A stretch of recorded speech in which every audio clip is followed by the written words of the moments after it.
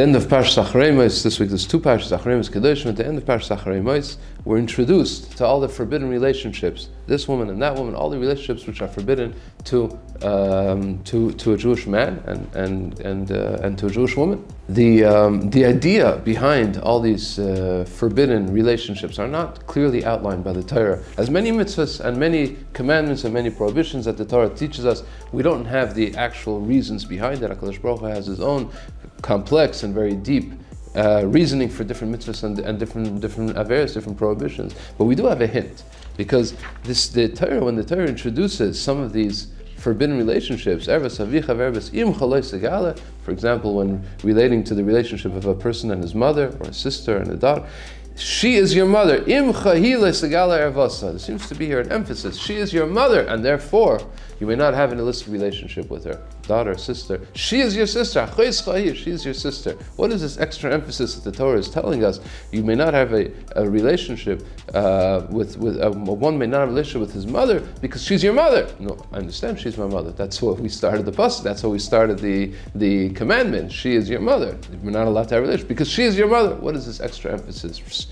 Already, right at the beginning of creation, when HaKadosh Baruch Hu first created man and he brought to him a woman, and the Torah says, a pasuk, very, very famous pasuk, and therefore, Al-Kain Yaziv, therefore a person leaves the home of his father and his mother, leaves his father and his mother, v'davak bi'ishtay, and he connects with his wife. Davak is a very solid, a solidified connection, and they will be as one flesh, they will become as one.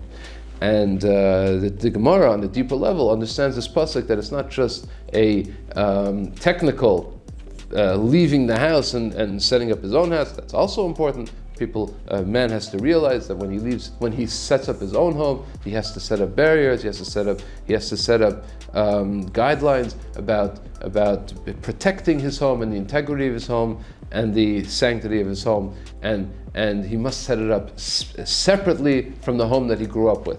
But on a deeper level, the Chazal teach us in Gemara and the Sanhedrin and other places, a person must leave his relatives. His father and his mother are examples of close relatives with whom he may not set up such a home. It will not be possible to fully connect and set up a proper home with somebody who is a close relative, such as a mother or other relatives on the father's side, father, sister, and etc.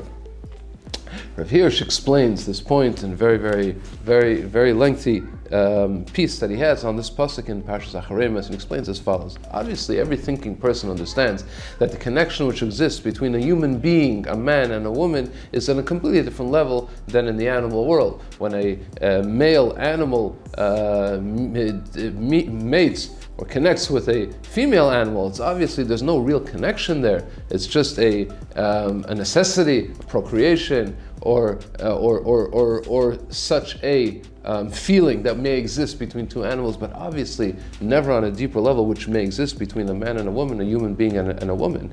But to explain this further, says Rav Hirsch, when we stand under the chuppah, we know there's Kedoshim, there's Nisuin, there's two parts of the marriage process which occurs under the chuppah. There's the Kedoshim, and then there's the Nisuin. At the end of the Nisuin, the culmination of the chuppah of the chuppah process, we read seven brachas. The first is Bari Pri Hagafen, and then different brachas. We bless Hashem and we thank Hashem, or we bless Hashem for different aspects which are connected to marriage. And at the end, the final bracha, the bracha Achrita, which is called the seventh bracha, Asher Bara Sasva Simcha, we bless Hashem that He created happiness and joy.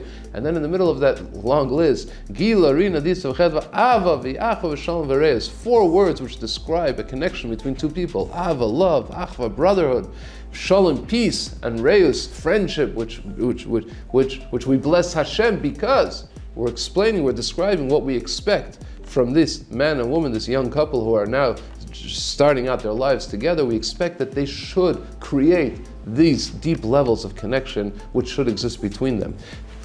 Shlomo HaMelech in Shir Hashirim, obviously the entire Shir Hashirim is really on a deeper level describing the love between Klal Yisrael and HaKadosh Baruch Hu. But it's described in words and in terminology which describe relationship between a man and a woman. That is the mashal. That's the comparison that we're looking for in order that a person should try to understand what kind of relationship we're looking for with HaKadosh Baruch Hu. And there we talk about the love, the deep and the solid and the strong, azakamoves, as strong as death, the ava that exists between us, says Shlomo Melech, obviously alluding to the relationship between a man and a HaKadosh Baruch Hu. But on the level of the mashal, in the level of the comparison, is to a man and a woman who have created such a strong bond that naharis, even raging rivers, cannot extinguish that love. That's obviously not talking about just a love on a physical level. Obviously, we're talking about a love on a deep, emotional, on the soul level, connecting these two people together. That is the goal of every man and every woman that's trying to set up a real home.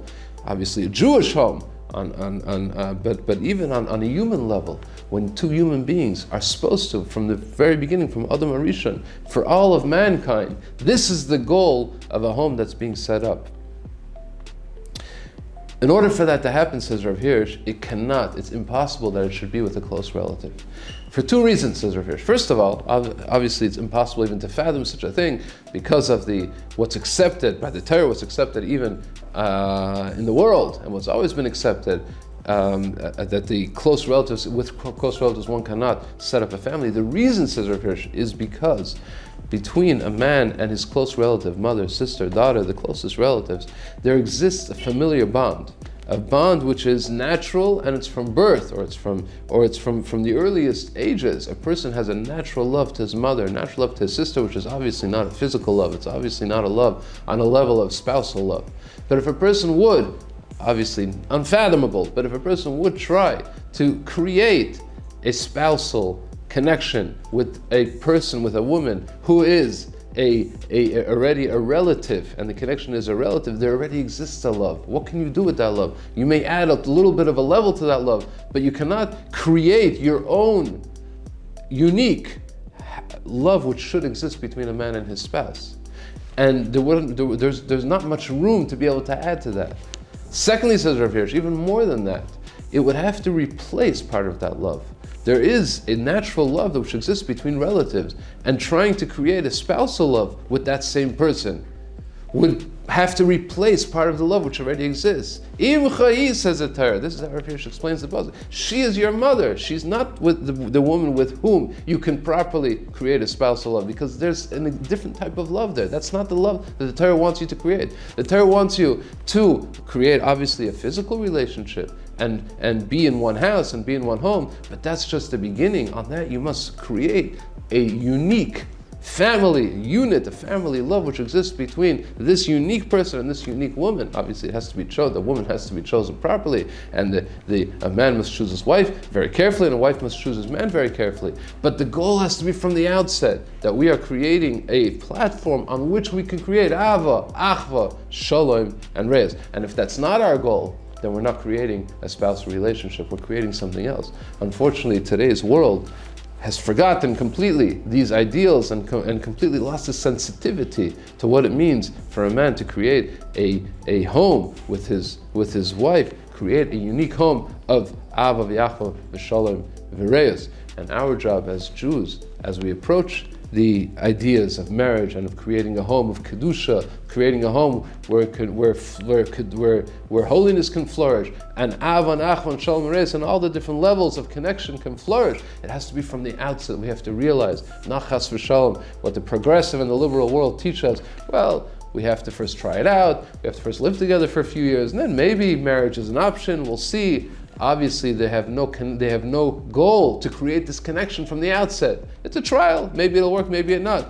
Is it therefore a surprise about the levels of divorce in the world today? Because that's the approach to marriage. The approach to marriage is completely counter to what the Torah and what Kedoshim Baruch Hu envisioned when he created man. He created a woman and created the possibility of a marriage, of a home that would be set up like that.